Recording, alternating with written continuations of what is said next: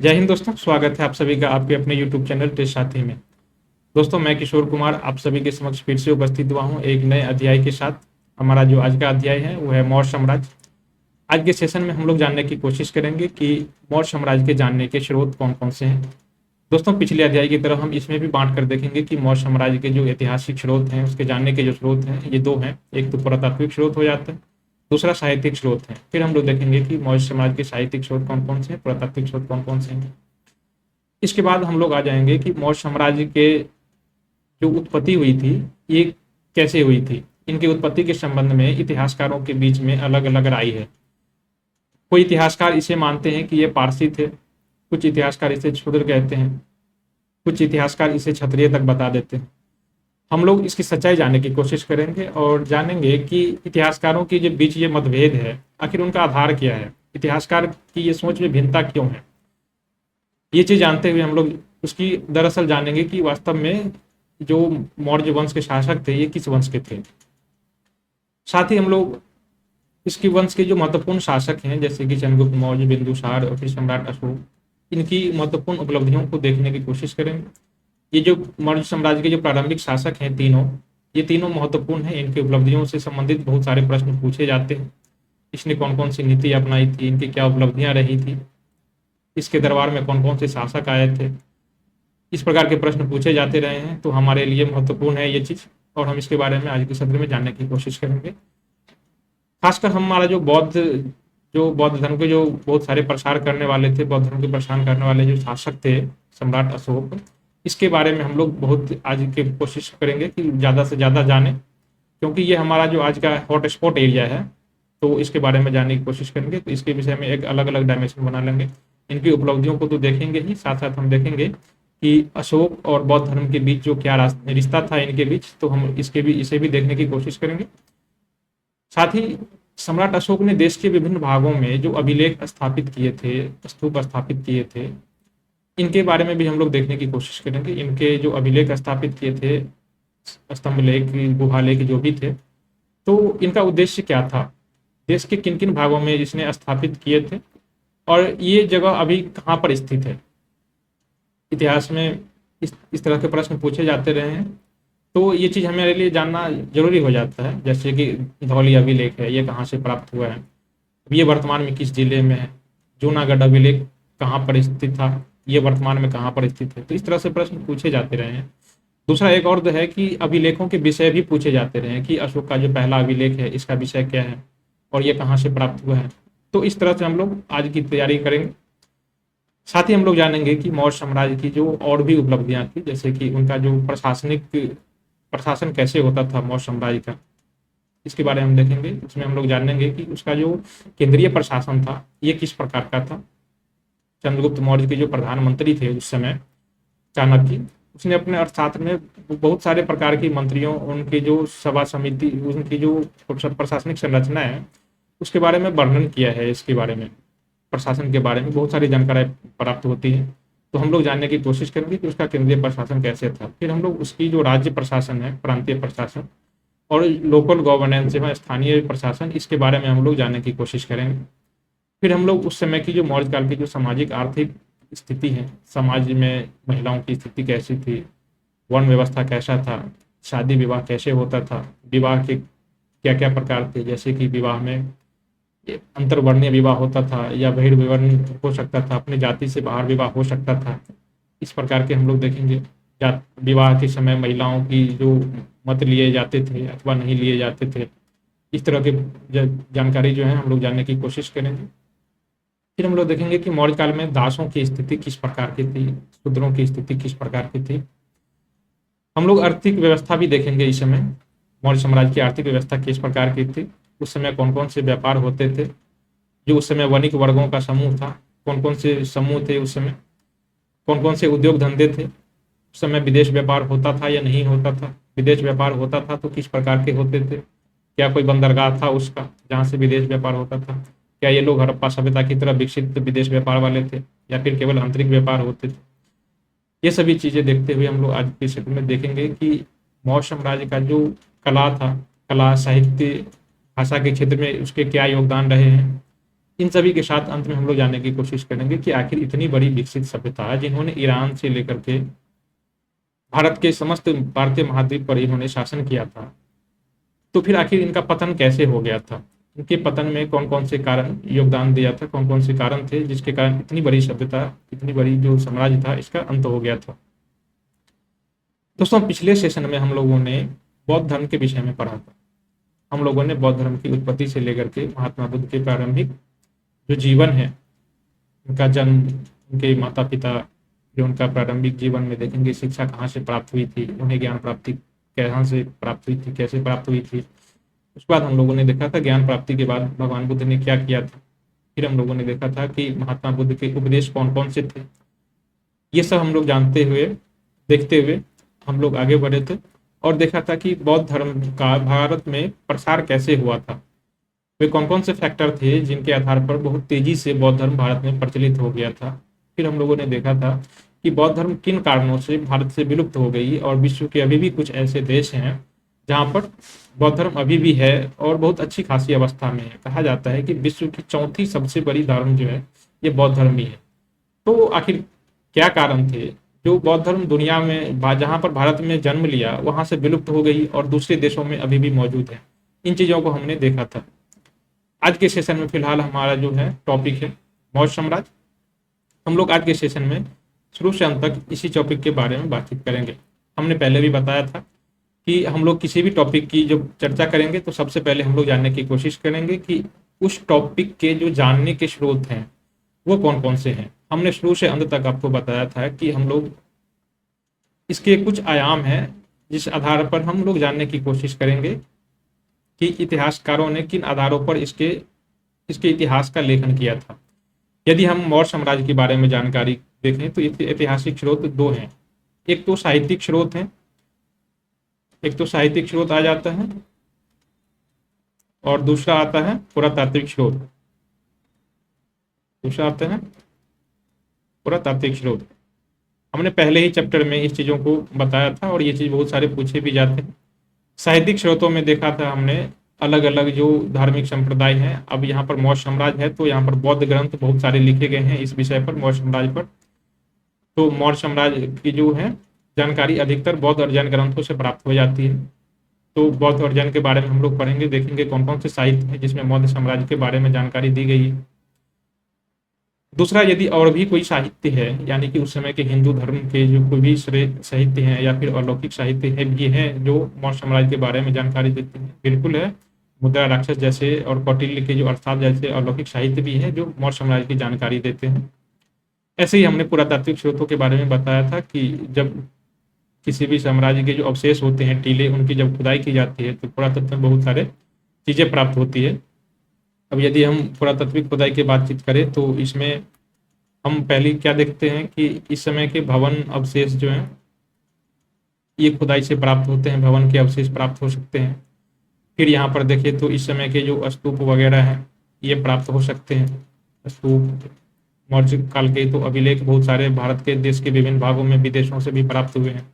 इस काल के स्तूप हैं, अभिलेख हैं। कई जगह स्तंभ भी भारत के कोने कोने में गड़े पाए गए हैं। मौर्य काल के जो मृदभांड वगैरह हैं ये भी पाए गए हैं इस समय में। साथ ही इस काल के सिक्के भी पाए गए हैं। अब तो हम लोग मौर्य काल में आ गए हैं 3री-4वीं शताब्दी ईसा पूर्व में, तो अब सिक्के भी उत्पादित किए जाने लगे थे। सिक्के भी अर्थव्यवस्था के विनिमय के साधन बन चुके थे। तो इतने आधारों पर हम लोग देखेंगे कि पुरातात्विक स्रोत ये चीज़ें कहाँ कहाँ से प्राप्त हुई है और इन चीज़ों में ऐसी कौन सी जानकारी है जो मौर्य साम्राज्य के इतिहास लेखन में योगदान दे सकता है। ठीक है, हम लोग सबसे पहले देखेंगे कि मौर्य साम्राज्य के साहित्यिक स्रोत कौन कौन से हैं। सबसे पहले तो कौटिल्य जो थे ये चंद्रगुप्त मौर्य के दरबारी थे, उनके प्रधानमंत्री थे। इन्होंने एक अर्थशास्त्र की रचना की थी। ये नाम अर्थशास्त्र है लेकिन इसका विषय जो है ये राजनीति से प्रेरित है। ये राजनीतिक पुस्तक है। तो आपसे पूछा भी जा सकता है कि अर्थशास्त्र का विषय क्या है। तो ये अर्थशास्त्र का राजनीतिक विषय है और ये मौर्य काल के प्रशासन के बारे में जानकारी देती है। एक बहुत ही महत्वपूर्ण ग्रंथ है और कई बार एग्जाम में पूछा जा चुका है। दूसरा ग्रंथ है मेगास्थनीज का इंडिका। दोस्तों, मेगास्थनीज एक यूनानी लेखक हैं और चंद्रगुप्त मौर्य के समय उसके दरबार में आए थे। इन्होंने इंडिका नामक ग्रंथ की रचना की थी। ये भी मौर्यों के प्रशासन के बारे में जानकारी देती है। विष्णु पुराण हमने बताया था कि पुराणों की संख्या 18 है। उस 18 पुराण में से एक है विष्णु पुराण। विष्णु पुराण में मौर्य वंश की जानकारी देती है। मौर्य वंश में सबसे पहले जो प्रारंभिक जानकारी है ये बताता है कि चंद्रगुप्त मौर्य ने मौर्य साम्राज्य की स्थापना कैसे की थी। यानी कि जो नंद वंश के अंतिम शासक थे घनानंद, उस घनानंद बहुत ही अत्याचारी शासक था, अप्रिय और लोकप्रिय शासक था वो। और उसके समाप्त करके, घनानंद की हत्या करके चंद्रगुप्त मौर्य ने, उसमें इसके कौटिल्य जो थे प्रधानमंत्री, इसने बहुत योगदान दिया था।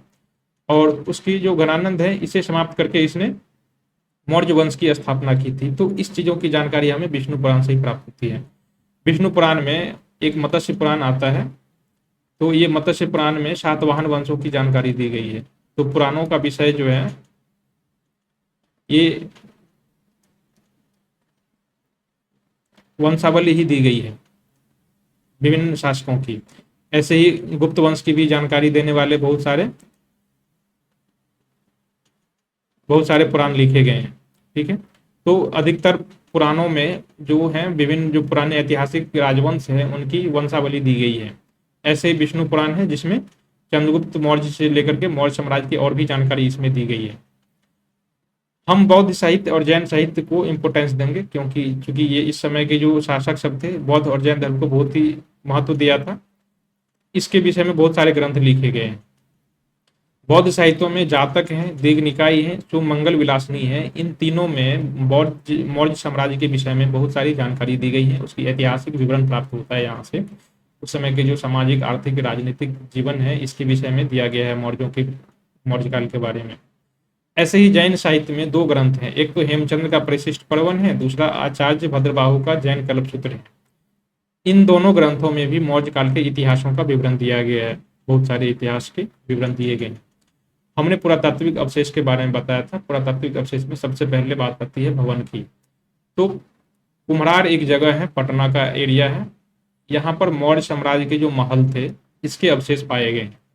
मौर्य साम्राज्य के जो महल थे ये लकड़ियों का बना हुआ था और इसके अवशेष जो है अभी भी कुम्हरार पटना में दिखाई देता है। ये महल जो थे 80 स्तंभों पर बना हुआ था। उसमें से बहुत सारे स्तंभ अभी भी ज्यों के त्यों पड़े हुए हैं और बहुत ही आश्चर्यचकित करने वाला एक नमूना पड़ा हुआ है। क्योंकि ये जो स्तंभ थे ये मोनोलिथिक थे। मोनोलिथिक यानी कि एक ही पत्थर को तराश कर बनाया गया था और 25-30 फुट लंबा और इतने मोटे और विशाल स्तंभ एकाश्म पत्थर से बनाया जाना उस समय की जो पत्थर तराशने की जो तकनीक थी इसकी विद्वता को दर्शाता है। साथ ही उसकी जो पॉलिश करने की जो तकनीक थी ये भी आजकल के जो स्थापत्य कलाकार हैं उसको बहुत ही हैरान कर देता है कि उस समय, मतलब कि आज से कितने, मतलब ये 3री-4वीं शताब्दी ईसा पूर्व पहले की बात है। इतनी समय पूर्व में इस समय इसकी जो तकनीक थी कितनी विकसित तकनीक थी। तो हमें इस चीज की जानकारी, अभी आप कुम्हरार जाएंगे तो यहाँ से आप सीधे साक्षात्कार कर सकते हैं, यहाँ पर आपको सीधे मिलेगा।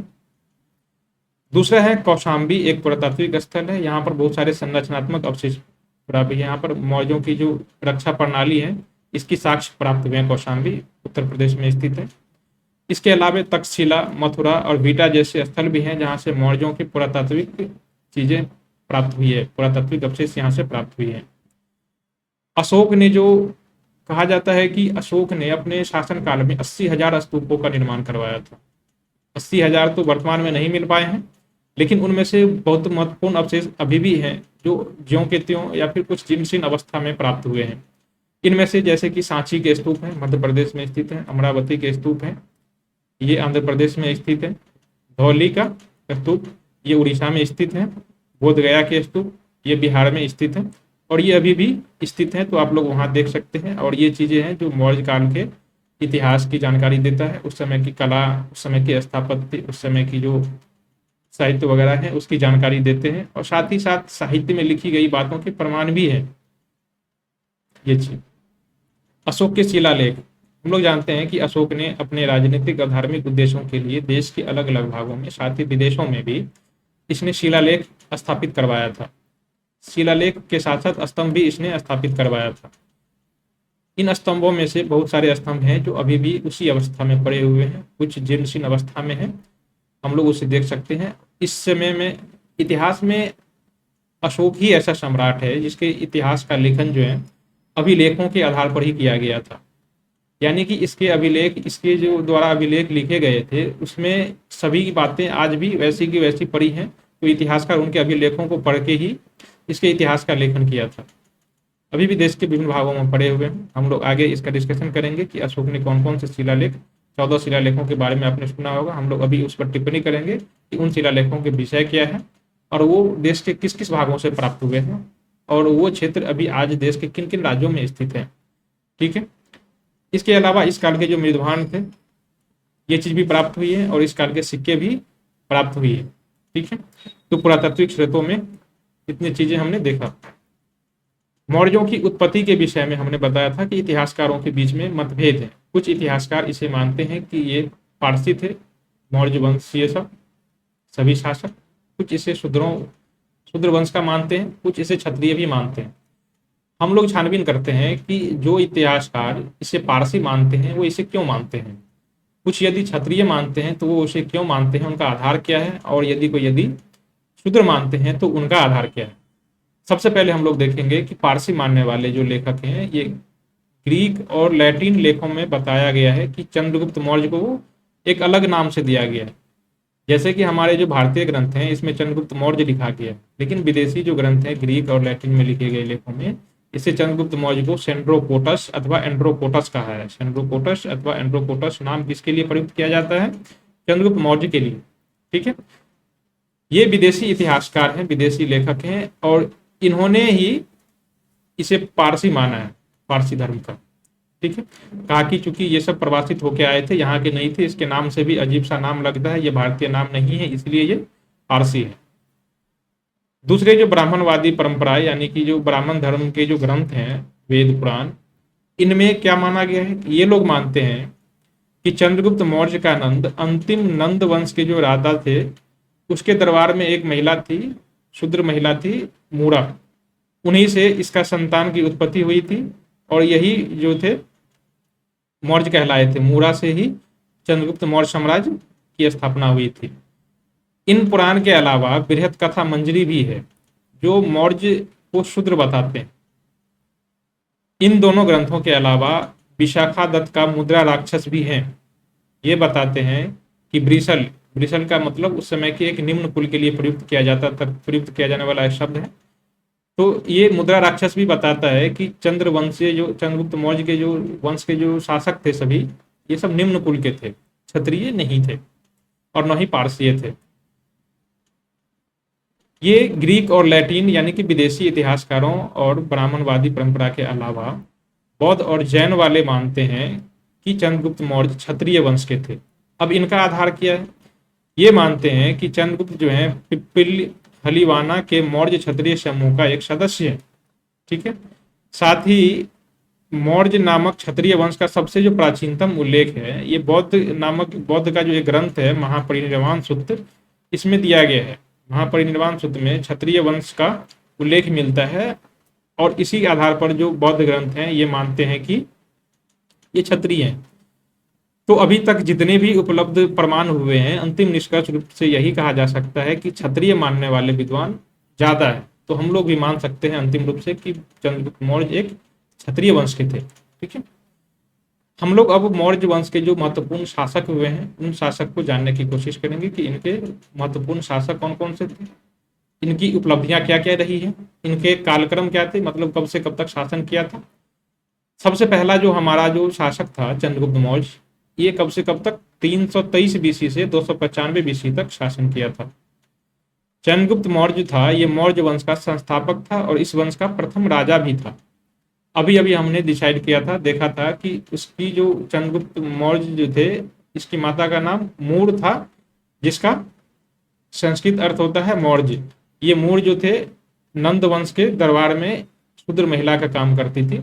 तो इन्हीं से इनकी उत्पत्ति हुई थी चंद्रगुप्त मौर्य की, जिन्होंने चाणक्य की सहायता से नंद वंश के शासक जो अंतिम शासक थे घनानंद, उसकी हत्या कर दी और अपनी वंश की स्थापना की थी, मौर्य वंश की। ठीक है।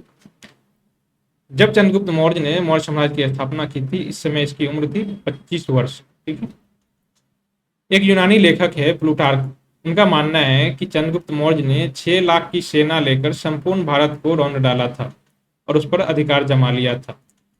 एक दूसरे इतिहासकार हैं जस्टिन, ये भी इसी प्रकार की विचार प्रकट करते हैं। ठीक है, तो दो इतिहासकार जो हैं प्लूटार्क और जस्टिन, ये बात यदि कह रहे हैं कि उनकी सेना में 6 लाख सेना थे, तो कहीं ना कहीं ये बात सच साबित हो सकती है। यदि एक ग्रंथ कहता, एक इतिहासकार यदि इस बात को मानता, तो हम लोग उसे मान सकते थे कि ये अतिशयोक्ति है, बढ़ा चढ़ाकर लिखी गई बातें हैं। लेकिन यदि दो इतिहासकार मान रहे हैं तो हमें मानना पड़ेगा। दूसरा, उनका साम्राज्य जो सीमा है वो खुद इस बात को बयान करता है कि इतनी शक्तिशाली यदि सेना नहीं रही होगी उसके पास, तो फिर ईरान तक कैसे शासन प्रदेशों को जीत लिया था।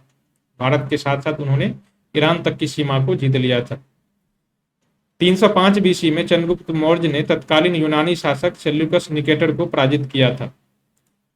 इसमें सेल्यूकस निकेटर को इसने हरा दिया था चंद्रगुप्त मौर्य ने। हराने के बाद इससे ये एरिया यानी कि जो हेरात का क्षेत्र है, अराकोशिया यानी कि ये कंधार का क्षेत्र है, जेडोसिया और पेरीपनासियाई का क्षेत्र जो है, ये दोनों अभी क्षेत्र काबुल यानी कि अफगानिस्तान में है, इससे जीत लिया था।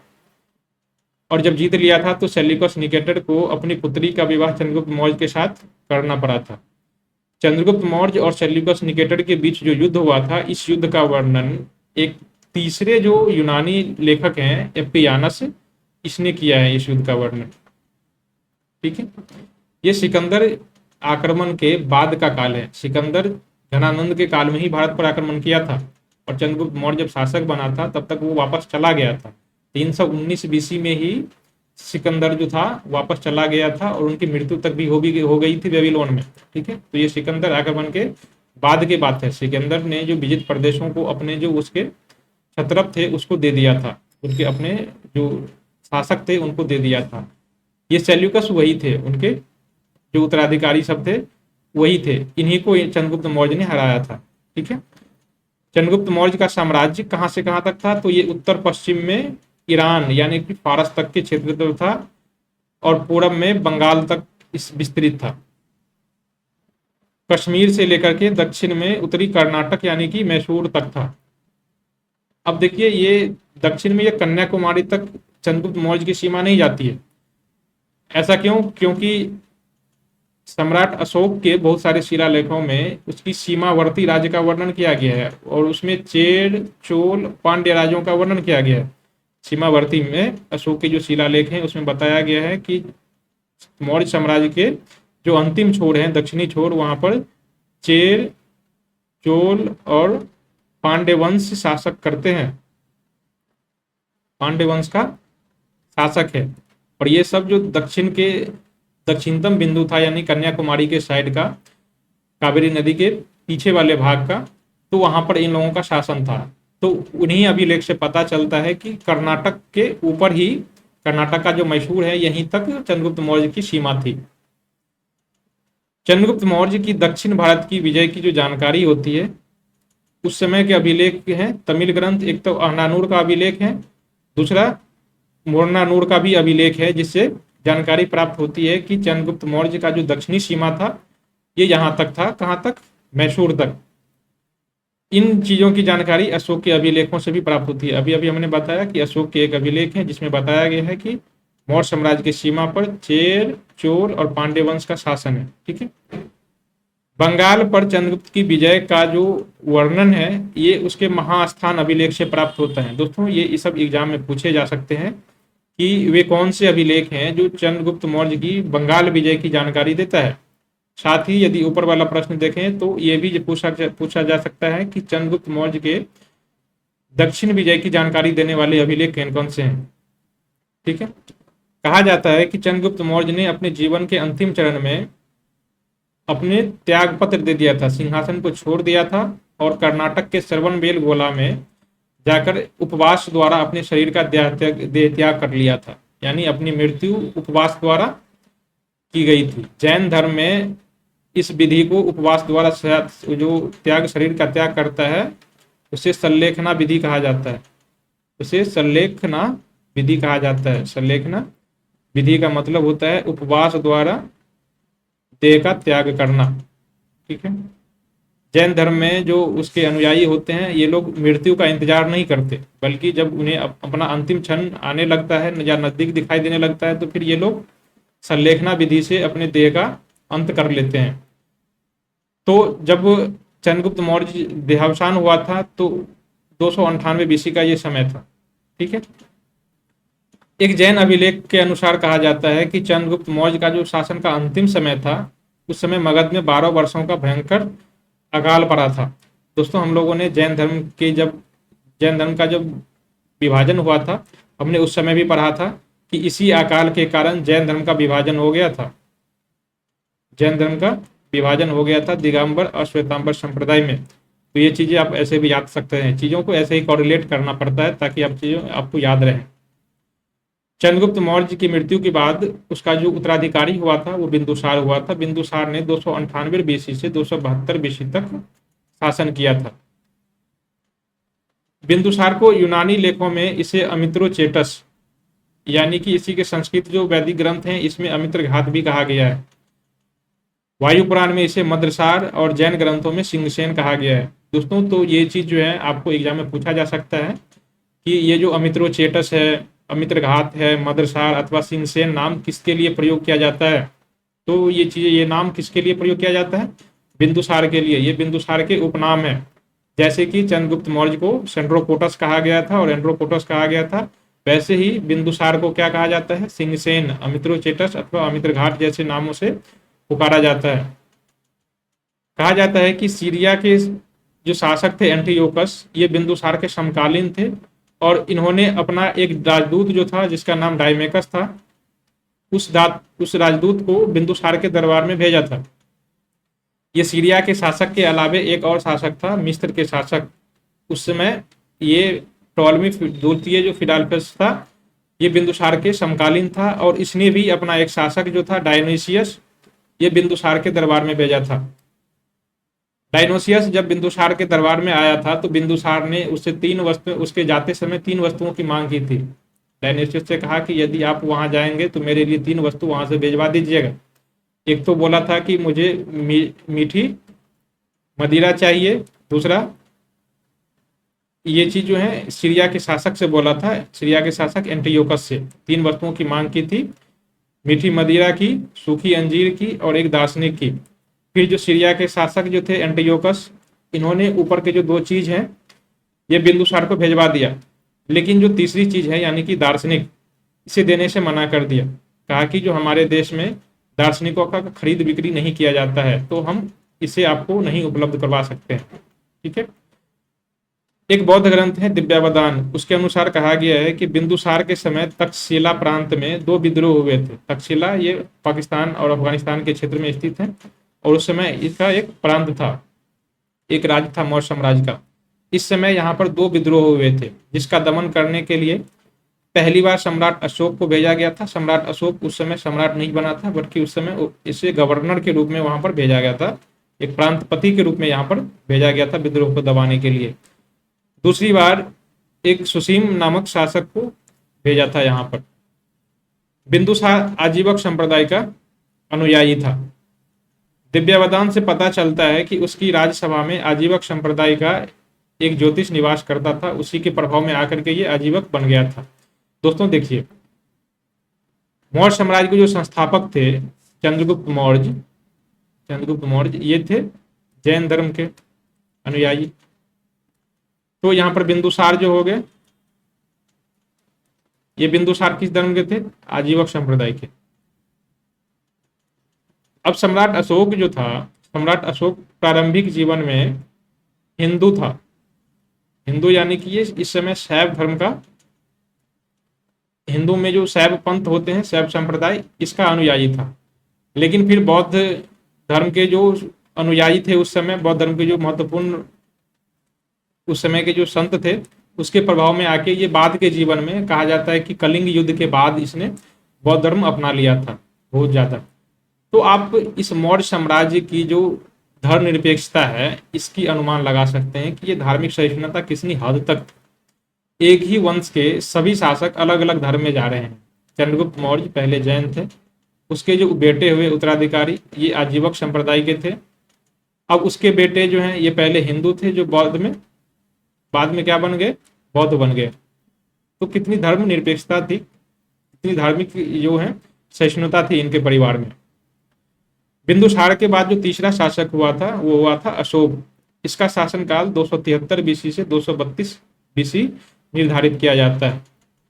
महाबोधि वंश एक ग्रंथ है और तारानाथ एक लेखक हैं। इनके अनुसार पता चलता है कि सत्ता प्राप्ति के लिए सम्राट अशोक को अपने 99 भाइयों की हत्या करनी पड़ी थी। ये चंद्रगुप्त मौर्य के जैसे सीधे उल्टा वाला काम है। चंद्रगुप्त मौर्य ने अपने पुत्र जो थे बिंदुसार, उसके लिए सत्ता छोड़ दी थी, लेकिन बिंदुसार ने सत्ता नहीं छोड़ा।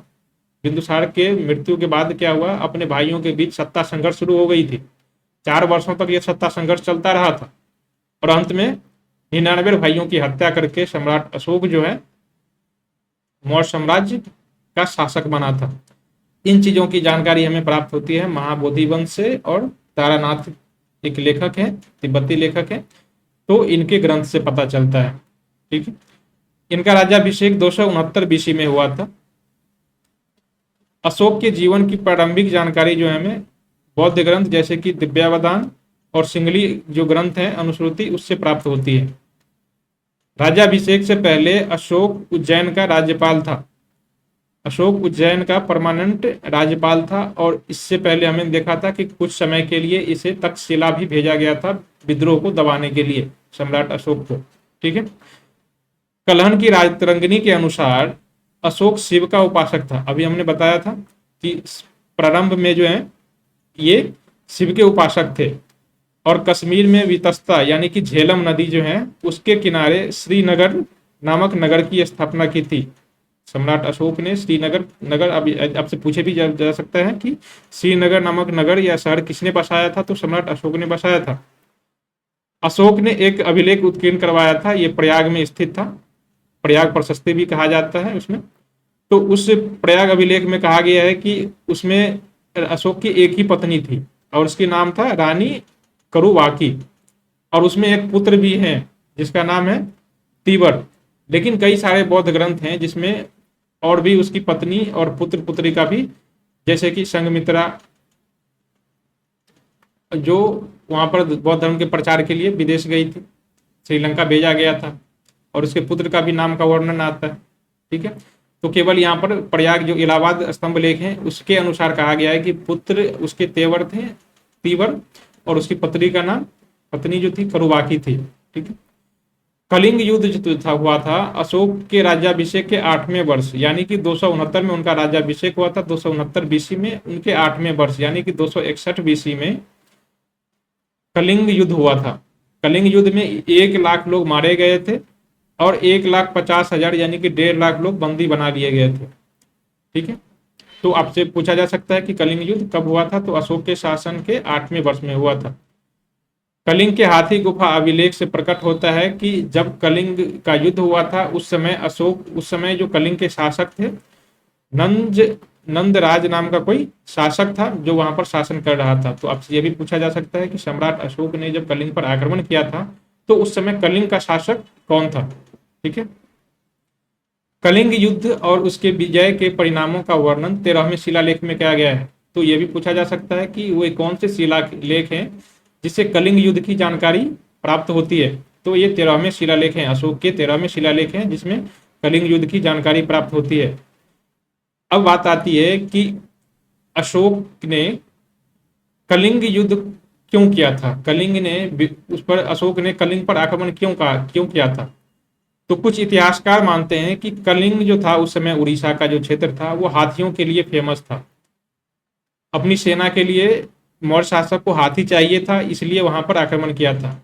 एक दूसरे इतिहासकार मानते हैं कि यह वाणिज्य व्यापार का बहुत बड़ा केंद्र था और इसी के लिए इस पर आक्रमण किया था सम्राट अशोक ने। एक तीसरे विद्वान मानते हैं कि सम्राट अशोक जो था वो कलिंग विजय इसलिए चाहता था कि वो उड़ीसा के बंदरगाह को हड़पना चाहता था। ठीक है, यदि हम इन तीनों की माने तो अशोक ने उस समय कलिंग पर इन तीनों कारणों से आक्रमण किया था। तो उस समय कलिंग इतने महत्वपूर्ण थे, हाथियों के लिए, एक व्यापार व्यवसाय के केंद्र के रूप में, और बंदरगाह के लिए विख्यात था, जिसके कारण उस पर कलिंग पर आक्रमण करना जरूरी हो गया था। दोस्तों, संपूर्ण भारत कर्नाटक के मैसूर तक और ईरान तक का जो क्षेत्र भारत में शामिल था वो चंद्रगुप्त मौर्य के समय से ही था। लेकिन चंद्रगुप्त मौर्य के काल में कलिंग भारत में शामिल नहीं था, उड़ीसा का क्षेत्र भारत में शामिल नहीं था। ये चीज जो है सम्राट अशोक के काल में, तो जब चंद्रगुप्त मौर्य के काल में नहीं था तो बिंदुसार के काल में भी नहीं रहा होगा। तो आपसे पूछा जा सकता है कि निम्न में से कौन से राज्य हैं, कौन से क्षेत्र हैं। 4-5 क्षेत्र दे दिया जाएगा भारत का, और एक उड़ीसा भी रहेगा, कलिंग का क्षेत्र। आपसे पूछा जाएगा कि ये कौन कौन से क्षेत्र हैं जो चंद्रगुप्त मौर्य या बिंदुसार के शासन में नहीं था। तो वो क्षेत्र उड़ीसा यानी कलिंग का जो क्षेत्र था, इन दोनों शासकों के राज्य क्षेत्र के भीतर नहीं था। ये पहली बार मौर्य साम्राज्य के भीतर कब आया था? सम्राट अशोक के काल में। ठीक है, सम्राट अशोक ने ही इस प्रदेश को विजित किया था, उस क्षेत्र को जीता था और अपने साम्राज्य में मिलाया था। अशोक के अभिलेखों से ज्ञात होता है कि उसका जो साम्राज्य का उत्तर पश्चिम सीमा है ये अफगानिस्तान तक था, दक्षिण में कर्नाटक और पश्चिम में ये कठियावाड़ था, पूरब में बंगाल की खाड़ी तक फैला हुआ था।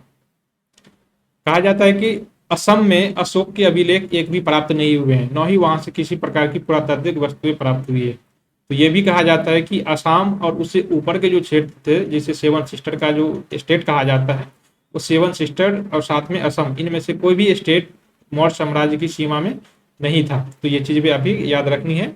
एक तो मैसूर के जो नीचे वाला क्षेत्र है, केरल के कुछ हिस्से और तमिलनाडु के कुछ हिस्से, ये चीज जो था मौर्य साम्राज्य की सीमा से बाहर था। और नॉर्थ ईस्ट में सातों सेवन जो सिस्टर हैं, सातों राज्य, साथ ही असम था जो इसकी सीमा से, मौर्य साम्राज्य की सीमा से बाहर था। अब हम लोग अशोक और बौद्ध धर्म के जो रिलेशन है दोनों के बीच में, इसके विषय में हम लोग देखेंगे। दीपवंश और महावंश ये दोनों जो है सिंगली यानी श्रीलंका के ग्रंथ हैं। इसमें कहा गया है कि अशोक को उसके शासन के 4थे वर्ष निर्ग्रोथ नामक एक बौद्ध भिक्षु ने बौद्ध धर्म में दीक्षित किया था। ठीक है, इस निर्ग्रोथ के अलावा एक और बौद्ध भिक्षु था मोगलीपुत्र तिस्य, जिसके प्रभाव में बौद्ध धर्म के पूर्णतः अशोक जो था बौद्ध हो गया था। हमने अभी देखा था कि सम्राट अशोक जो था अपने प्रारंभिक जीवन में शासक बनने से पूर्व जो था वो शैव धर्म का अनुयायी था, शैव यानी हिंदू धर्म का अनुयायी था। बाद में कहा गया कि निर्ग्रोथ नामक बौद्ध भिक्षु ने उसे बौद्ध धर्म में दीक्षित किया था। तब तक ये भी अभी सम्राट अशोक जो था ये पूर्ण रूप से बौद्ध नहीं बना था। ये बौद्ध कब बना? मोगलीपुत्र तिस्य के प्रभाव में। इन दोनों बौद्ध जो अनुयायी हैं, बौद्ध भिक्षु हैं, इन दोनों के अलावा एक तीसरा बौद्ध भिक्षु भी कहा जाता है। कहा जाता है कि बुद्धगुप्त एक और बौद्ध भिक्षु थे। इन तीनों ने मिला करके सम्राट अशोक को पूर्ण रूप से बौद्ध बना दिया था। ये चीजें हमें दिव्यावदान से प्राप्त होती है। दिव्यावदान में कहा गया है कि सम्राट अशोक को बौद्ध धर्म में दीक्षित करने का श्रेय उपगुप्त को जाता है। तो आप ये तीनों जो बौद्ध भिक्षु हैं इनके नाम याद रखना, क्योंकि एग्जाम में पूछा जा सकता है बारी बारी से कि बौद्ध धर्म में इसे जो है दीक्षित करने का श्रेय किसे जाता है। तो इन तीनों को जाता है। तीनों में से कोई एक नाम भी रहे तो आप इसे टिक लगा सकते हैं। अशोक ने अपने शासन के 10वें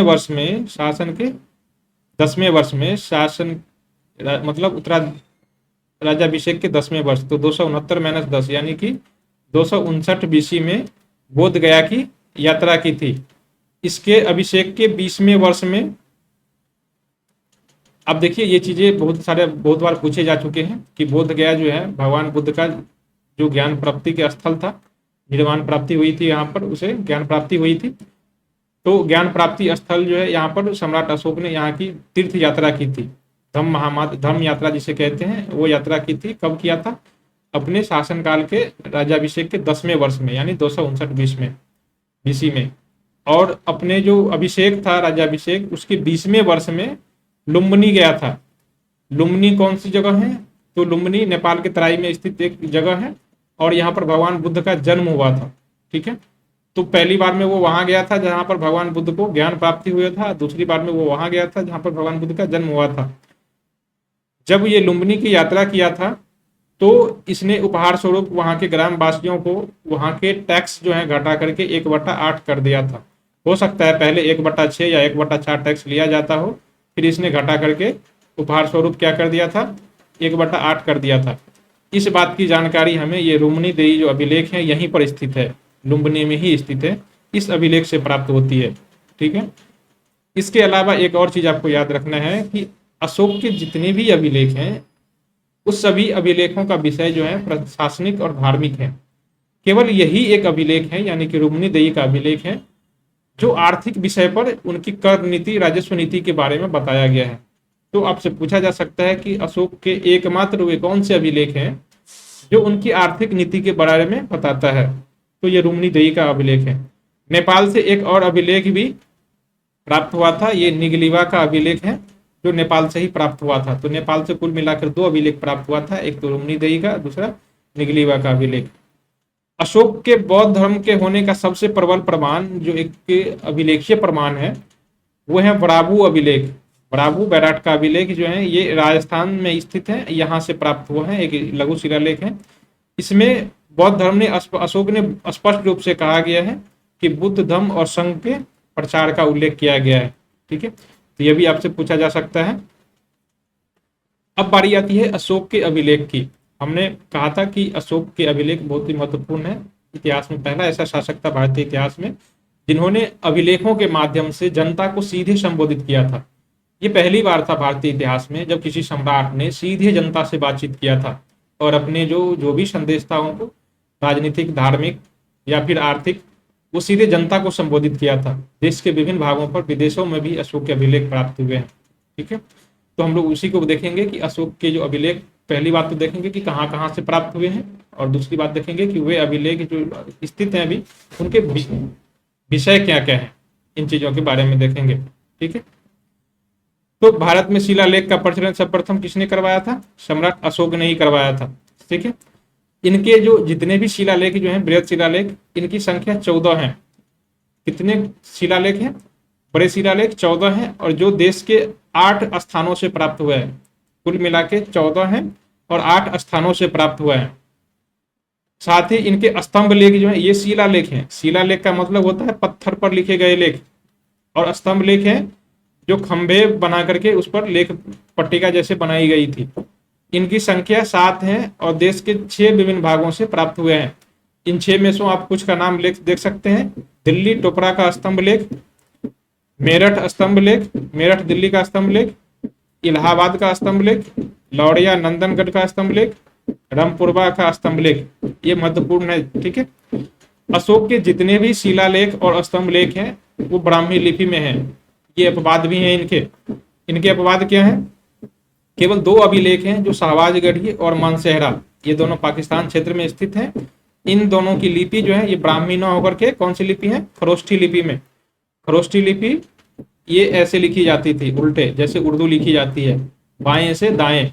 बाकी ब्राह्मी लिपि ऐसे लिखी जाती है, लेफ्ट टू राइट, जबकि ये जो है खरोष्ठी लिपि राइट टू लेफ्ट लिखी जाती है। ठीक है, तो इन दोनों में यही अंतर है। आपसे पूछा जा सकता है कि खरोष्ठी लिपि और ब्राह्मी लिपि में क्या अंतर है, तो यही अंतर है।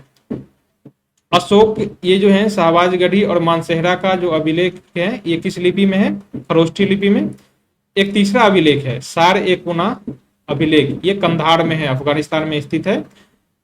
ये यहाँ इस अभिलेख की लिपि जो है ग्रीक लिखी है, यूनानी लिपि और अरेमाइक भाषा का प्रयोग किया गया इस लिपि में। ठीक है, तो ये 3 लिपि हैं जो ब्राह्मी लिपि में नहीं लिखी गई है। अशोक के सभी जितने भी अभिलेख हैं वो प्रशासनिक विषय में है, धार्मिक विषय पर है। लेकिन अभी हमने बताया था कि एकमात्र रुक्मिणीदेही का अभिलेख है, ये सबसे छोटा अभिलेख भी है। जितने भी अभिलेख हैं सबसे छोटा अभिलेख भी है। इनका विषय आर्थिक था, क्योंकि यहाँ पर इसमें बताया गया है कि उसने जब वहाँ की यात्रा की थी तो टैक्स का रेट घटा के 1/8 कर दिया था। ठीक है, कौशाम्बी और प्रयाग अभिलेख हैं अशोक के।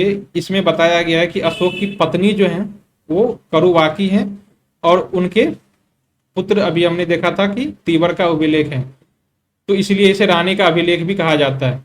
ठीक है, अशोक ने जिन स्तंभों पर राजकीय घोषणाएं करवाई थी इसे ही स्तंभ लेख कहा जाता है या लघु स्तंभ लेख कहा जाता है। अशोक के जो गुहा लेख हैं ये धार्मिक सहिष्णुता के परिचायक हैं।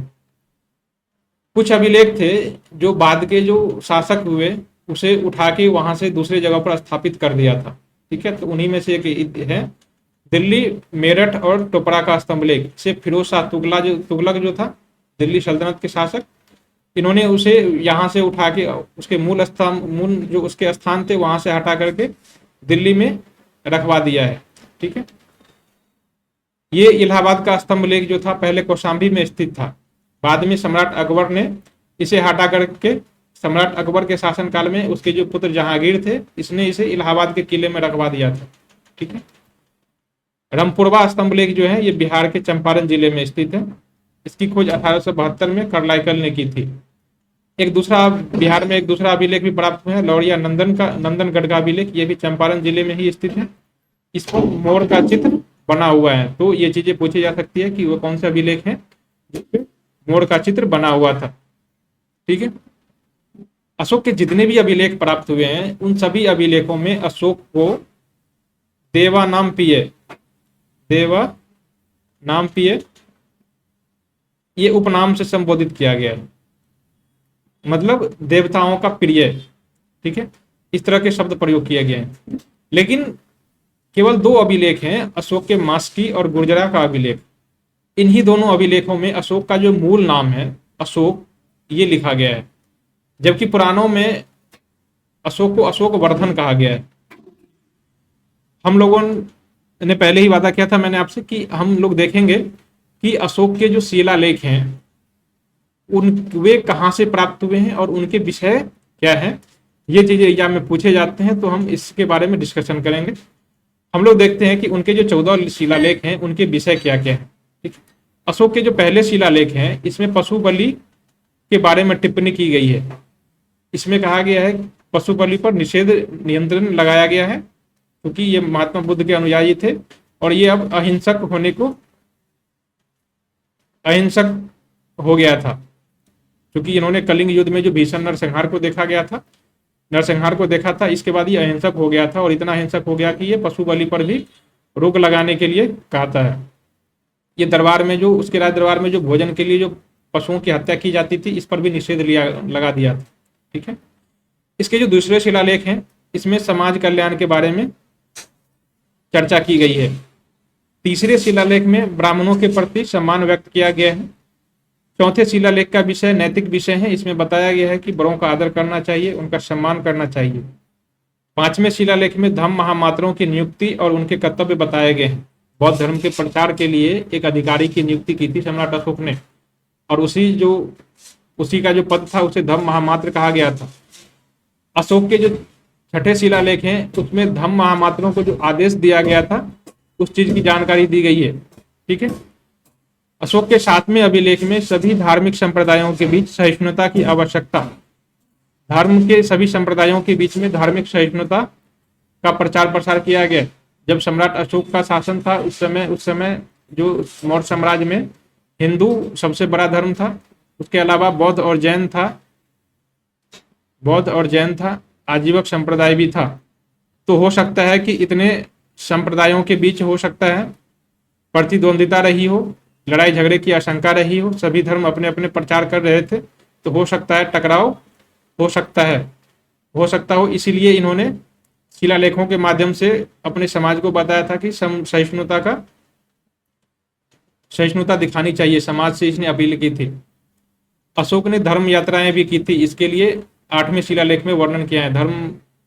धर्म यात्राएं का मतलब अभी देखा था हमने, उसने बोधगया की यात्रा की थी और उसके बाद वो लुम्बिनी की भी यात्रा की थी सम्राट अशोक ने। तो इसे ही धम्म यात्राएं कहा जाता है। ठीक है, सम्राट अशोक ने अपने 9वें शिलालेख में निरर्थक समारोह और अनुष्ठानों को त्याग करने की सलाह दी थी। अपने 10वें शिलालेख में ये धर्म के स्थान पर धम्म के प्रयोग का उल्लेख विजय के लिए किया करता है। ठीक है, अशोक अपने 11वें शिलालेख में अपने धम्म नीति की व्याख्या करता है। साथ ही 12वें शिलालेख में धार्मिक संप्रदायों से सहिष्णुता की अपील करता है। अशोक के 13वें शिलालेख का विषय कलिंग युद्ध है, इसमें हुए भीषण नरसंहार के विषय में जानकारी दी गई है। ठीक है, और अशोक का जो अंतिम शिलालेख है 14वां शिलालेख, इसमें लोगों से धार्मिक जीवन व्यतीत करने की प्रेरणा देता है। इन शिलालेखों के प्राप्ति स्थल के बारे में हम लोग देखेंगे कि ये शिलालेख जहां से प्राप्त हुए हैं वो स्थान वर्तमान में कहां पड़ता है। शहबाजगढ़ी जो अभिलेख हैं, शहबाजगढ़ी लेख, ये वर्तमान में पेशावर जिला पाकिस्तान में पड़ता है। मानसेहरा का अभिलेख ये हजारा जिला पाकिस्तान में पड़ता है। गिरनार अभिलेख ये जूनागढ़ गुजरात में पड़ता है। धौली अभिलेख उड़ीसा के पुरी जिले में स्थित है। ऐसे ही जौगढ़ अभिलेख उड़ीसा के गंजम जिले में स्थित है। सोपारा कहाँ पर स्थित है? ये महाराष्ट्र के थाने जिले में स्थित है। एरागुड्डी अभिलेख कहाँ से प्राप्त हुआ था? आंध्र प्रदेश के कुर्नूल जिले से ये एरागुड्डी का अभिलेख प्राप्त हुआ था। मस्की अभिलेख ये कर्नाटक के रायचूर जिले में स्थित है, यहाँ से ये प्राप्त हुआ था। गुर्जरा अभिलेख, गुर्जरा एक स्थान है जो मध्य प्रदेश के दतिया जिले में स्थित है। ब्रह्मगिरी ये भी कर्नाटक के मैसूर क्षेत्र में स्थित है और यही जो इसका अभिलेख है ये इसकी दक्षिणी मौर्य साम्राज्य की दक्षिणी सीमा को बताता है। ब्राभू बैराट का अभिलेख राजस्थान में स्थित है। हमने अभी यहीं पर देखा था कि यही अभिलेख है जो सम्राट अशोक के बारे में, इसकी जो धम्म नीति है उसके बारे में बताता है। अरोरा अभिलेख ये मिर्जापुर उत्तर प्रदेश में स्थित है। जटिंग रामेश्वर का अभिलेख ये कर्नाटक से प्राप्त हुआ है। सासाराम अभिलेख सासाराम बिहार में स्थित है, यहाँ से प्राप्त हुआ है। राजुल मंडगिरी अभिलेख ये आंध्र प्रदेश के कर्नूल जिले में स्थित है। गोभी मठ अभिलेख ये मैसूर जिले में स्थित है, कर्नाटक के मैसूर में।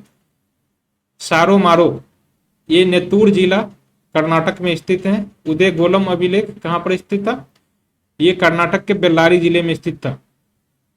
अशोक के उत्तराधिकारी कौन कौन से थे? देखिए, सम्राट अशोक की मृत्यु 232 बीसी में हो गई थी और इसकी मृत्यु के बाद इसके उत्तराधिकारी जो थे सम्राट दशरथ और संप्रति हुए, ये इसके उत्तराधिकारी सब थे। ये दोनों अयोग्य शासक थे और इसका जो शासन था बहुत दिनों तक नहीं चला था और इसके जो अंतिम शासक थे बृहद्रथ थे, इन्हीं के समय मौर्य वंश का अंत हो गया था। ये बृहद्रथ मौर्य वंश के अंतिम शासक थे। इसकी हत्या करके इसके जो सेनापति थे पुष्यमित्र शुंग, इन्होंने शुंग वंश की स्थापना कर दी थी। मगध पर मौर्य साम्राज्य के बाद किस वंश की स्थापना हुई थी? शुंग वंश की स्थापना की थी और ये पुष्यमित्र शुंग ने किया था। ठीक है। मौर्य के प्रशासन, हमने देखा था कि मौर्य के प्रशासन को 3 भागों में, पहले ही कहा था कि 3 भागों में बांट कर देखेंगे।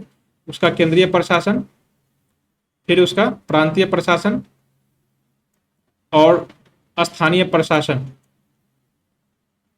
इसके अलावा हम देखेंगे कि उसके सैन्य प्रशासन कैसा था।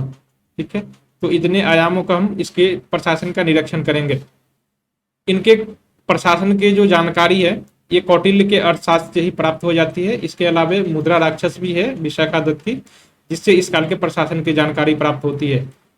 ये कौटिल्य के जो अर्थशास्त्र है इसमें प्रशासन की एक लंबी सूची दी गई है। मंत्री और उस समय के जो अधिकारी थे उसकी लंबी सूची दी गई है। बहुत सारी अधिकारियों का नाम बताया गया है और बताया गया है कि उस अधिकारी का उस समय में क्या काम था, वे कौन कौन से काम करते थे।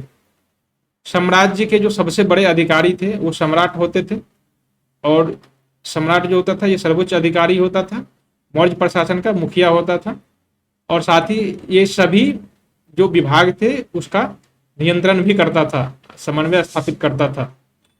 महामात्र कौन था? उस समय मुख्यमंत्री या प्रधानमंत्री कहा जाता था उसे, तो ये महामात्रों को कहा जाता था। सम्राट के बाद राज्य में दूसरा सबसे बड़ा शक्तिशाली था। चाणक्य जो है इसी पोस्ट पर था। ठीक है, चाणक्य या विष्णुगुप्त जिसे कहते हैं, ये इसी पर था। युक्ता एक राजस्व अधिकारी था, ये राजस्व संग्रह और भूमि प्रशासन के लिए जिम्मेदार था। राजुक एक राजस्व अधीक्षक था, ये राजस्व संग्रह की देखरेख के लिए जिम्मेदार था। धर्म महामात्र ये मुख्य न्यायाधीश होता था। धर्म महामात्र न्याय को बनाए रखने के लिए और कानून के शासन को सुनिश्चित करने के लिए जिम्मेदार था। ये साम्राज्य में एक मुख्य न्यायाधीश था और अंतिम अपील की जो इकाई थी, सर्वोच्च इकाई, ये इससे ऊपर सीधे सम्राट होता था। यानी कि सम्राट के बाद जो न्याय का जो दूसरा प्रमुख अधिकारी था ये कौन होता था? धम्म महामात्र। अगला था पुलिस अधीक्षक, इसे अध्यक्ष कहा जाता था उस समय, पुलिस अधीक्षक को। ये साम्राज्य में कानून व्यवस्था बनाए रखने के प्रभारी थे। प्रादेशिक और प्रदेशाध्यक्ष ये सभी प्रांतों के प्रशासन के लिए जिम्मेदार थे। सन्निधाता ये मुख्य कोषाधिकार थे, राज्य के जो कोषागार थे जहाँ पर टैक्स जमा किया जाता था, उसके अधिकारी थे ये राजकोष और वित्तीय संसाधनों के प्रबंधन के लिए जिम्मेदार थे। पुरोहित, ये मुख्य पुजारी होते थे और धार्मिक समारोहों और अनुष्ठानों के लिए जिम्मेदार होता था। अमात्य, ये मंत्री कहलाता था, ये सम्राट के सलाहकार भी होते थे, नीति निर्माण और शासन में सम्राट की सहायता करते थे। धर्माध्यक्ष एक धार्मिक अधिकारी था, ये साम्राज्य के विभिन्न भागों में, देश के अलग अलग भागों में धार्मिक सहिष्णुता और सद्भाव को बढ़ावा देने का कार्य करता था। मौर्य साम्राज्य के जो प्रादेशिक प्रशासन था, इसके मौर्य साम्राज्य ने अपने प्रांतों को अलग अलग 4 प्रांतों में भाग दिया था। एक 5वां प्रांत उसका जो मध्यवर्ती था, वो तो उसकी राजधानी थी, जो पाटलिपुत्र में थी राजधानी, और उसके 4 और प्रांत थे। पूर्वी भाग की राजधानी, जो पूर्वी प्रांत था, इसकी राजधानी तोसली थी, और दक्षिणी भाग की राजधानी स्वर्णागिरी, ये कर्नाटक क्षेत्र में था। इसी प्रकार उत्तरी भाग जो था, उसकी राजधानी तक्षशिला, और पश्चिमी भाग की राजधानी उज्जैन थी। इसके अतिरिक्त कुछ महानगर भी थे उस समय के, ये समाप, इसीला और कौशाम्बी जैसे उस समय के कुछ नगर अथवा महानगर भी थे। जैसे साम्राज्य का जो सर्वोच्च शासक होता था वो स्वयं सम्राट होता था, वैसे प्रांतों के जो सर्वोच्च शासक होते थे इसे कुमार कहा जाता था। ठीक है, ये स्थानीय प्रांतों के शासक होते थे। ये कुमार की मदद के लिए ये अक्सर जो होते थे राजा के पुत्र ही होते थे, राजकुमार ही होते थे। ठीक है, हमने देखा था कि अशोक जो थे उज्जैन के गवर्नर थे, उज्जैन के गवर्नर यानी कि यही कुमार अथवा प्रांतपति थे। ठीक है, तो अक्सर राजकुमार को ही प्रांतों का हेड नियुक्त किया जाता था उस समय। कुमार की मदद के लिए हर प्रांतों में एक मंत्री परिषद और एक मात्य नामक अधिकारी होते थे।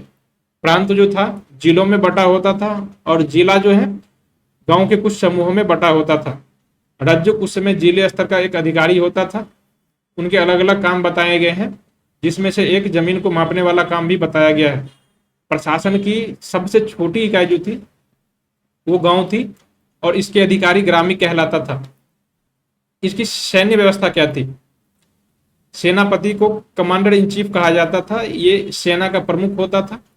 ये साम्राज्य की रक्षा तो करता ही था, साथ ही साम्राज्य का विस्तार करने में भी महत्वपूर्ण भूमिका निभाता था। महारथ, सेनापति के अलावे महारथ भी एक पोस्ट था जो रथों का अधीक्षक होता था। ये अधिकारी जो था ये शाही रथों और घुड़सवार सेना की देखरेख करता था मौर्य काल में।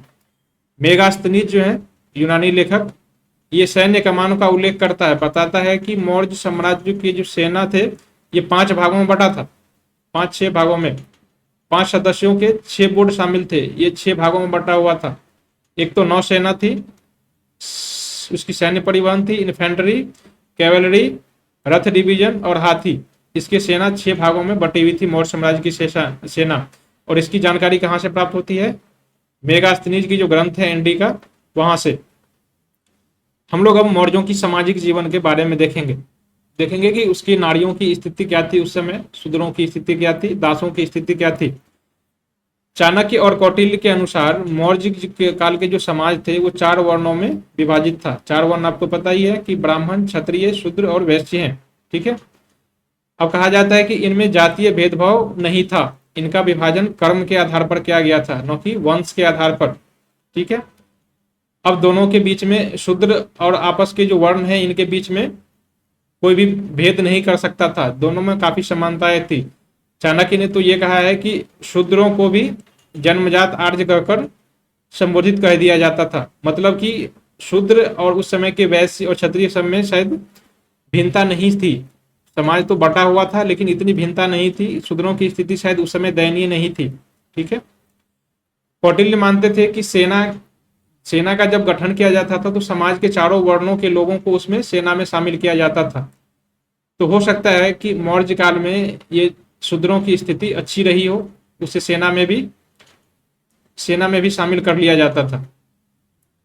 अब हम आते हैं मेगास्थनीज पर। मेगास्थनीज जो है ये भारतीय समाज को 7 भागों में विभाजित करता है। मेगास्थनीज का मानना है कि जब हमने मौर्य साम्राज्य की यात्रा की थी तो उस समय भारत का समाज 7 भागों में विभाजित था। ये बीपीएससी का प्रश्न भी है दोस्तों कि किस इतिहासकार ने, किस यूनानी लेखकों ने भारतीय समाज को 7 भागों में बांटा था। तो ये मेगास्थनीज थे। कौटिल्य यहाँ पर कितने भागों में बांटता है? 4 भागों में, जबकि मेगास्थनीज जैसे 7 भागों में बांटता है। 7 भागों में किसान पहला, दार्शनिक, पशुपालक, कारीगर, सैनिक, सलाहकार और निरीक्षक, यही 7 भाग हैं जिसे मेगास्थनीज ने समाज को बांटने का आधार डिसाइड किया था। मेगास्थनीज और कौटिल्य ये दोनों मानते हैं कि भले ही समाज 4 वर्णों में विभाजित था और आपस में दोनों के बीच में भिन्नताएं नहीं थी, इन सभी के बावजूद ब्राह्मणों को विशेषाधिकार दिया जाता था। कठोर से कठोर अपराध कर दिया जाए तो उन्हें दंड नहीं दिया जाता था। ठीक है, तो शायद ये जो इनकी जो सामाजिक समरसता वाली भावना थी, ये शायद नीचे के 3 वर्ण जो थे, शायद क्षत्रिय, शूद्र और वैश्यों के बीच में, वैश्यों के लिए ये बातें कही होगी। ब्राह्मण अभी भी विशेषाधिकार प्राप्त वर्ग था। ठीक है, अब बात आती है विवाह की। उस समय विवाह वर्ण में ही होते थे या वर्ण से बाहर भी होते थे? देखिए, उस समय अंतरवर्णीय और जातीय विवाह भी होते थे। मौर्य काल में अंतरवर्णीय विवाह यानी कि एक ही जाति के भीतर विवाह और जाति के बाहर भी विवाह दोनों होते थे, लेकिन अंतर जातीय विवाह बहुत ही कम होता था। यानी कि अब समाज में जाति प्रथा को मान्यता दिया जाने लगा था। ठीक है, मौर्य काल में स्वयंवर जैसी चीजें भी इसके प्रमाण मिले हैं, लेकिन ये सब इक्के दुक्के होते थे। शायद राज परिवार तक ही ये सब सीमित होता था। इस समय दहेज प्रथा जैसी कोई चीजें नहीं थी, लेकिन सबसे बड़ा प्रमाण तो स्वयं चंद्रगुप्त मौर्य हैं, जिन्होंने दहेज लिया था। उसके देखा था आपने, जो कंधार अराकोसिया का क्षेत्र है, उसने सेल्यूकस निकेटर से दहेज के रूप में ही लिया था। फिर भी इसे इतिहासकार कहते हैं कि इस समय दहेज प्रथा प्रचलित नहीं थी। हो सकता है ये समाज के जो जनसाधारण वाले जो वर्ग हैं, इसमें दहेज प्रथा प्रचलित नहीं हुआ हो। इस समय पुनर्विवाह का प्रचलन था। स्त्री और पुरुष दोनों पुनर्विवाह कर सकते थे। स्त्री जब विधवा हो जाए तो पुनर्विवाह कर सकते थे। स्त्रियों की स्वतंत्रता की भी बात की जाए तो उन्हें स्वतंत्रता प्राप्त थी। कोई भी स्त्री यदि प्रताड़ित की जाती थी तो न्यायालय में जा सकती थी, न्यायालय का श्रम ले सकती थी, वे शिक्षा प्राप्त करने का भी अधिकारी थी। साथ ही सेना में भी भर्ती हो सकती थी। देखिए, सेना में चारों वर्णों के लोग तो भाग लेते ही थे, भर्ती होते ही थे। इस समय महिलाओं को भी सेना में भर्ती किया जाता था। तो ये मौर्य काल की सबसे बड़ी विशेषता थी। कई सारे ऐसे ग्रंथ बताया गया है कि मौर्य के जो शासक थे, इसमें बॉडीगार्ड के रूप में महिलाओं की भी नियुक्ति की जाती थी। वे सभी घोड़े पर घुड़सवार होकर के भी बॉडीगार्ड के रूप में महिलाएं शासक की, सम्राट की रक्षा करती थी। महिलाएं दूध भी बन सकती थी और ये गुप्तचर के रूप में भी काम कर सकती थी। यानी कि कुल मिला के महिलाओं की स्थिति जो है बहुत अच्छी दशा में थी। कौटिल्य मानता है कि भारत में दास प्रथा प्रचलन में था, यानी कि मौर्य काल में दास प्रथा प्रचलन में थी। लेकिन एक दूसरे विद्वान है, जो हमने अभी मेगास्थनीज की बात की थी, मेगास्थनीज की, ये मानते हैं कि मौर्य काल में दास प्रथा नहीं था। दास प्रथा नहीं था। तो हो सकता है कि दास जो थी, दासों की स्थिति मौर्य काल में अच्छी स्थिति में हुई हो, इसलिए मेगास्थनीज ने दासों को पहचानने में भूल कर दी हो।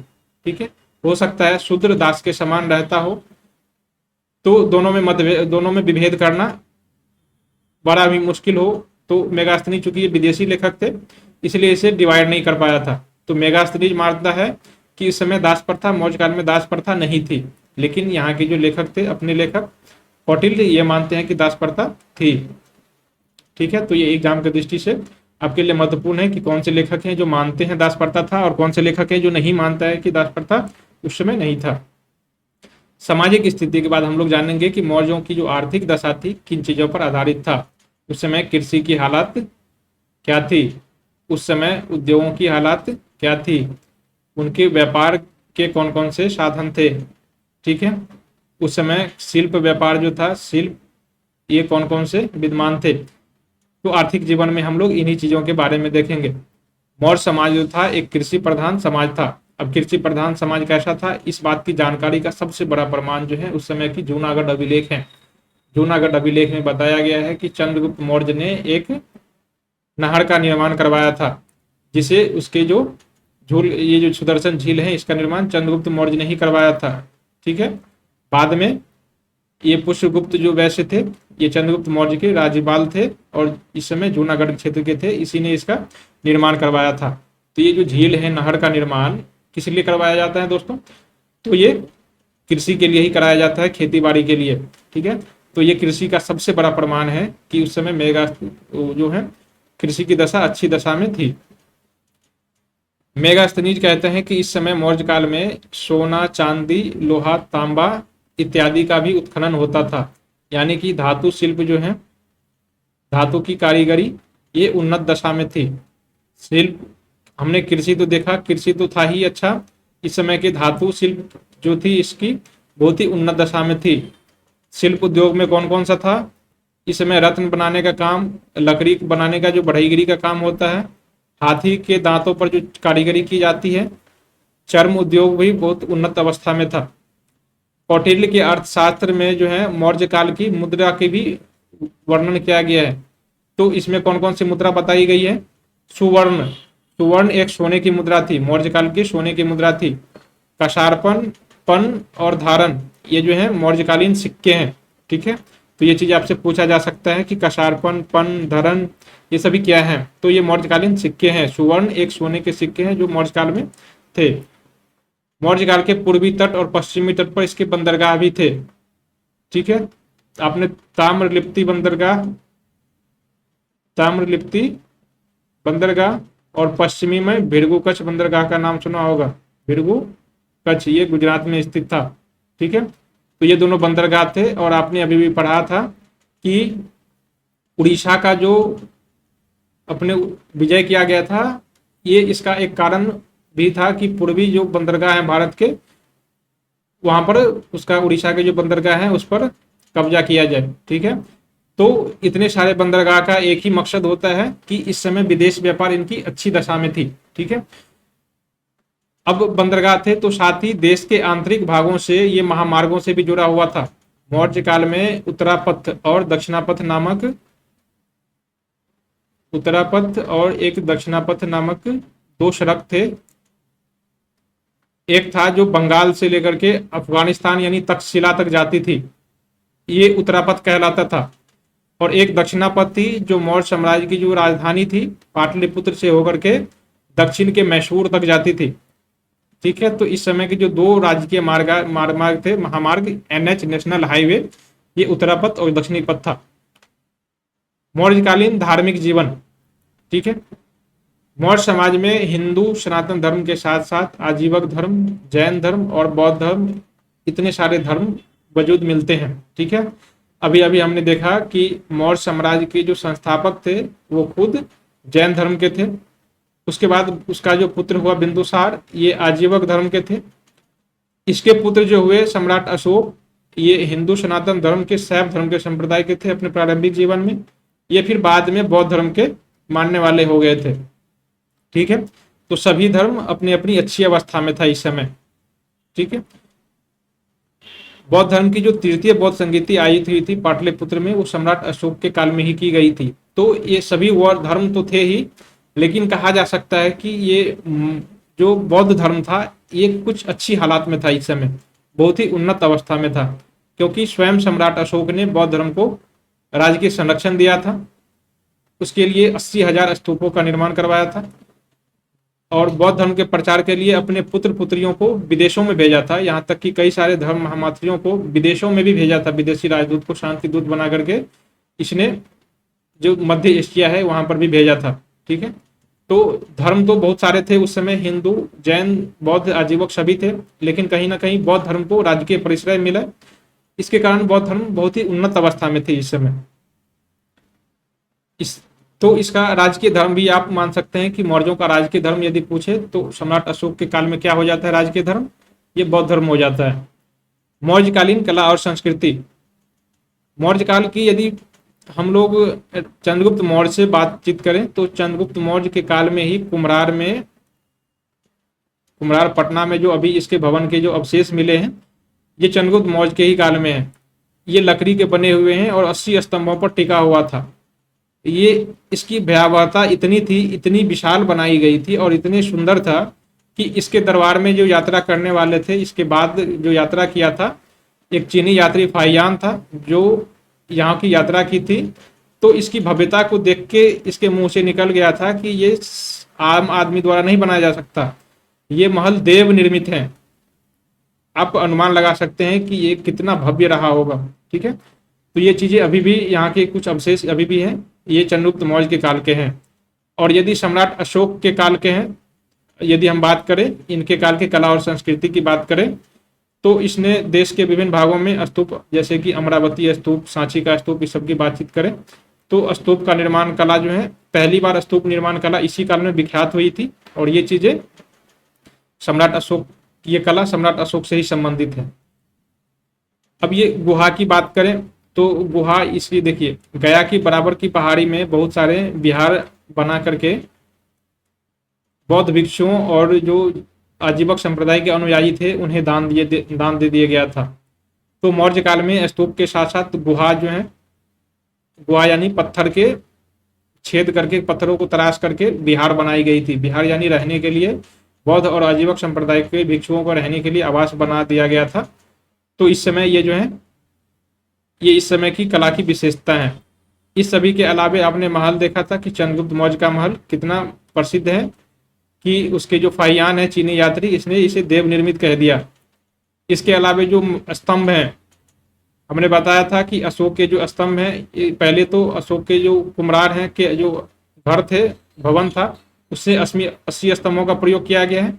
साथ ही देश के अलग अलग भागों में स्तंभों को टिका के जो है, स्तंभों को खड़ा करके अपने शासन के जो शासन से संबंधित जो जानकारी है वो इस पर दी गई है। तो अशोक के स्तंभ कलात्मक दृष्टि से बहुत ही यूनिक है।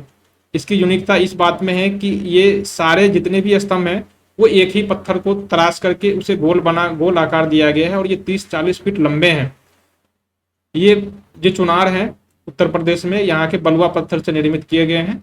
और इनकी जो टेक्नोलॉजी है ये बहुत ही उन्नत है, क्योंकि इससे पॉलिश इतनी बढ़िया है कि अभी भी विद्वान हैरान रह जाते हैं कि इतने पॉलिश, इतनी अच्छी तकनीक, पॉलिश की तकनीक इस समय कैसे विकसित हो गई थी। इस समय के जो बलुआ पत्थर थे, लाल बलुआ पत्थर, ये नदियों के द्वारा देश के विभिन्न भागों में ले जाया जाता था और फिर देश के अलग अलग भागों में स्थापित किया जाता था। इन स्तंभों के ऊपर अपने राजकीय आदेश होते थे। अशोक के स्तंभों के ऊपर पशु होते थे। स्तंभों की अलग अलग विशेषता है। जब हम लोग आर्ट एंड कल्चर पढ़ेंगे तो इन सभी चीज़ों को बारीकी से देखेंगे। मौर्य कला और संस्कृति बहुत ही व्यापक एक टॉपिक है, हम उसको अलग अलग देखेंगे, बहुत ही बारी बारी से देखेंगे। ये बहुत बड़ा टॉपिक बन जाता है। स्तूप के बहुत सारे अंग होते हैं, उनकी विशेषताएं होती हैं, उनके उद्देश्य हैं। ये चीज़ें हम जब आर्ट एंड कल्चर पढ़ेंगे तो देखेंगे। ऐसे ही गुहा के बारे में देखेंगे, गुहा क्यों बनाया गया था, कैसे बनाया गया था, उनका उद्देश्य क्या था। महल की संरचना के बारे में देखेंगे, स्तंभ की देखेंगे, विद्वान के बारे में देखेंगे। इस समय मूर्ति कला भी देखेंगे कि बिहार के चमार ग्राह की मूर्ति कहा जाता है, चमार ग्रहण की मूर्ति कहा जाता है, ये बिहार से प्राप्त हुई है। चमार ग्रहण या यक्षिणी की मूर्ति, ये पटना के दीदारगंज से प्राप्त हुआ है। ये मौर्य काल की मूर्ति है। ये चीजें यहाँ से प्राप्त हुई है। तो मौर्य कला जो है सभी क्षेत्रों में, कला के इन्होंने सभी क्षेत्रों को छुआ था मौर्य काल। ये स्तूप से लेकर के गुहा, महल, स्तंभ, मृदभांड या फिर मूर्ति कला, इसने सब कला के सभी रूपों को अपनी रूपों में, इनकी अपनी अपनी विशेषताएं हैं, सभी को इसने एक उन्नत अवस्था में पहुंचाई थी। हम जब आर्ट एंड कल्चर पढ़ेंगे तो हम वहां पर देखेंगे। अभी फिलहाल हम छोटी छोटी टिप्पणी कर देते हैं। अब हम देखते हैं कि इसका जो है कला के अलावे इसने शिक्षा, साहित्य, भाषा और लिपि के क्षेत्र में क्या योगदान दिया था मौर्य शासकों ने। सबसे पहला जो ग्रंथ आता है जब मौर्य की बात आती है तो कौटिल्य की अर्थशास्त्र की बात आती है। ये कौटिल्य उसके दरबारी ही थे चंद्रगुप्त मौर्य के, और उसी के काल में अर्थशास्त्र की रचना की थी। उस समय के सामाजिक समय की सबसे इसकी तो जानकारी है कि ये राजनीति की पुस्तक है, तो राजनीति के अलावे उस समय की और भी जानकारी देता है। समाज की गाहे बगाहे उदाहरण के रूप में इसने सामाजिक जो दर्शन है उस समय की भी जानकारी दे देता है। मौर्य काल में तक्षशिला जो है शिक्षा का बहुत बड़ा केंद्र था। चाणक्य जो है यहीं से पढ़ा लिखा था, ठीक है, मौर्यशिला से ही। तृतीय बौद्ध संगीति पाटलिपुत्र में सम्राट अशोक के समय ही हुई थी। इसमें कथा वस्तु की रचना हुई थी। त्रिपिटक में जो अंतिम था अभिधम पिटक, इसकी रचना तृतीय बौद्ध संगीति में ही की गई थी, ठीक है। तो ये सभी मौर्यकालीन रचनाएं हैं। इसके अलावा जो जैन ग्रंथ हैं, अचरांग सूत्र, भगवती सूत्र, समयावसाद सूत्र, उपासक दशांग, ये सभी जैन ग्रंथ हैं और ये मौर्य काल में ही लिखे गए थे। इन साहित्यों के अलावा ये जो है प्राकृत और पाली भाषा के साथ साथ ब्राह्मी लिपि का विकास ये मौर्य काल में ही हुआ था। ठीक है, इतिहास में पहली बार हुआ था कि ये मौर्य काल में ही हुआ था। इस काल के जो ग्रंथ हैं ये संस्कृत को छोड़ करके पाली भाषा और प्राकृत भाषा जैसी सामान्य जन की भाषा को अपनाया था, और इसमें जो यहाँ तक कि अभिलेख हैं इसमें भी इस भाषा का प्रयोग किया गया है। ठीक है, ये चीज। इन देशी भाषाओं के साथ साथ विदेशी भाषा का भी आगमन हुआ था, भारतीयों से इसे परिचय मिली थी। हमने अभी देखा था कि अरेमाइक लिपि का, अरेमाइक लिपि, खरोष्ठी लिपि, ग्रीक और यूनानी लिपि जो है ये चीजें सम्राट अशोक के काल में ही भारत में आगमन हुआ था, भारतीयों से परिचय हुआ था। ठीक है, अब सवाल है कि इतनी विकसित सभ्यता, इतनी विकसित साम्राज्य पतन कैसे हुआ था। ठीक है, तो सबसे पहला कारण तो यह था कि सम्राट अशोक के जो उत्तराधिकारी हुए थे, सम्राट अशोक के ऊपर के जितने भी थे, बिंदुसार और जो चंद्रगुप्त मौर्य थे, ये बहुत ही महत्वाकांक्षी शासक थे। सभी ने अपने अपने तरीके से धर्म में योगदान दिया था, अपने साम्राज्य के विस्तार में योगदान दिया था। लेकिन उसके जो उत्तराधिकारी थे, अशोक के जो उत्तराधिकारी थे, दशरथ, संप्रति जैसे, ये सभी अयोग्य और निर्बल थे। ठीक है, तो अपने अयोग्य और निर्बल उत्तराधिकारी के कारण साम्राज्य का पतन तो होना ही था। ठीक है, दूसरा कहा जाता है कि प्रशासन का अत्यधिक केंद्रीकरण था। अब देखिए, मौर्य साम्राज्य जो है ईरान से लेकर के अभी कर्नाटक के मैसूर तक और असम से लेकर के जूनागढ़ पश्चिम में इतनी विस्तृत था। अब आज के जमाने में देख लीजिए, इतने में कम से कम 4-5 देश हैं, और राज्य और जिले की तो बात ही छोड़िए। लेकिन मौर्य काल में इसे 4 ही प्रांतों में बांटा गया था और एक राजधानी थी, तो 5 प्रांत कुल मिला के कहा जा सकता है। ठीक है, तो केंद्रीकरण बहुत ही अधिक था। दूसरा, उसके जो मौर्य के जो जिला स्तर पर जो नियुक्त रज्जुक अधिकारी थे जिला में, ये रज्जुक जो हैं ये सीधे केंद्र के अधीन होते थे, सीधे केंद्र के अधीन होते थे। हालांकि आजकल के डीएम भी ऐसे ही केंद्र के अधीन होते हैं, लेकिन वो सीधे केंद्र केवल उसे हटा सकता है, नियुक्ति तो करता है, लेकिन उसे ट्रांसफर वगैरह जो है कौन कर सकता है, प्रांत कर सकता है। वो पूर्णतः प्रशासन प्रांत के नियंत्रण में है। ठीक है, तो आजकल भी इस तरह की विकेंद्रीकृत व्यवस्था नहीं है, केंद्रीकृत व्यवस्था नहीं है, तो इस काल में इसकी कल्पना ही नहीं की जा सकती थी। तो इस केंद्रीकरण के कारण जो है ये बरमरा गई, क्योंकि केंद्रीकरण जो है ये केवल राजा की योग्यता पर निर्भर करता है। सम्राट अशोक चंद्रगुप्त मौर्य ने तो इसे बहुत अच्छी दशा में बनाए रखा, क्योंकि एक योग्य शासक थे, लेकिन उसको जो उत्तराधिकारी थे वो उस दशा को नहीं बना पाए थे। इसके अलावा कहा जाता है कि प्रांतीय शासकों के अत्याचार, ये प्रांतीय शासक उस समय के ये अत्याचार भी करते थे। केंद्र में सम्राट अशोक भले ही अहिंसा की बात करते हो, धर्म की बात करते हो, बौद्ध धर्म के प्रचार की बात करते हो, अपने शासकों को, जनता को नैतिक आदेश देते हो, लेकिन कहीं ना कहीं प्रांतों में विद्रोह होते थे।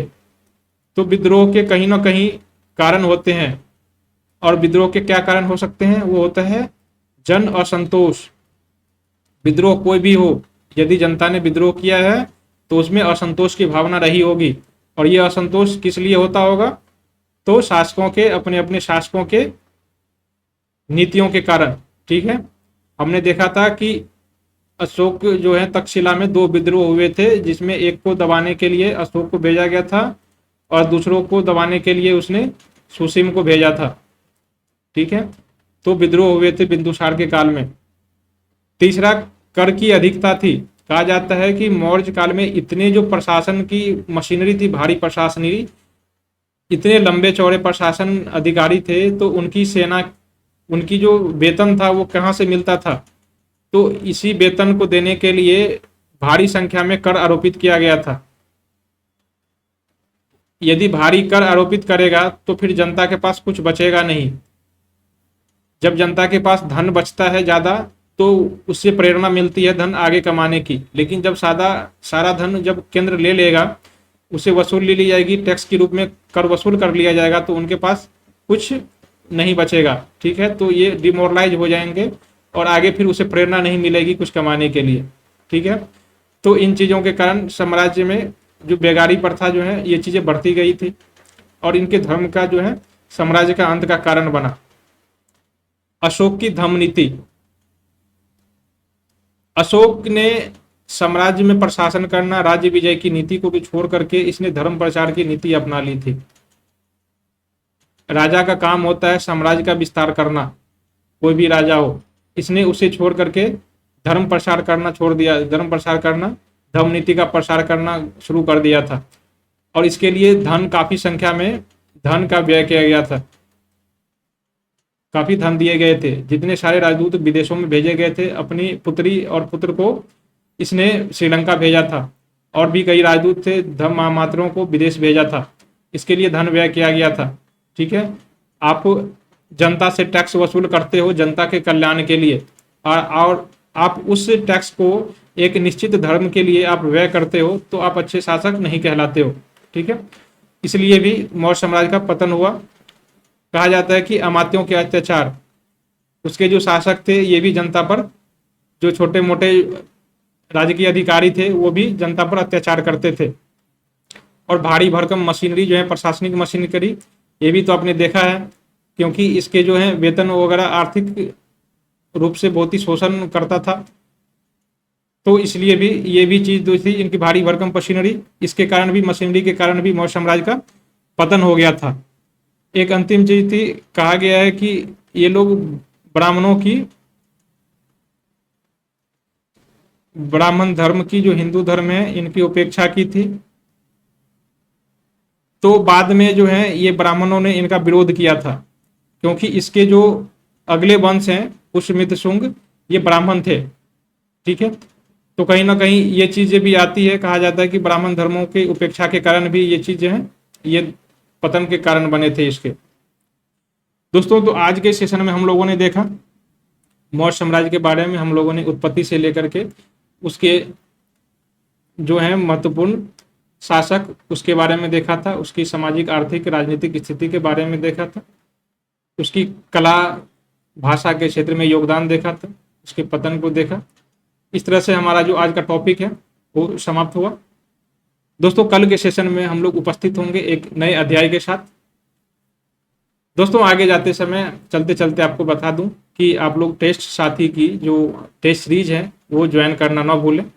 हमारा जो टेस्ट साथी है, एक टेस्ट सीरीज लॉन्च किया है, ये आपको पता ही होगा। ये आप टेस्ट साथी की मोबाइल ऐप डाउनलोड करके वहां से आप उसे खरीद सकते हैं, परचेज कर सकते हैं। प्रत्येक टेस्ट का विस्तृत सॉल्यूशन भी दिया गया है और सॉल्यूशन का वीडियो लेक्चर भी उपलब्ध कराया जाएगा। ये चीज भी आप लोग देख सकते हैं। तब तक के लिए दोस्तों, जय हिंद दोस्तों।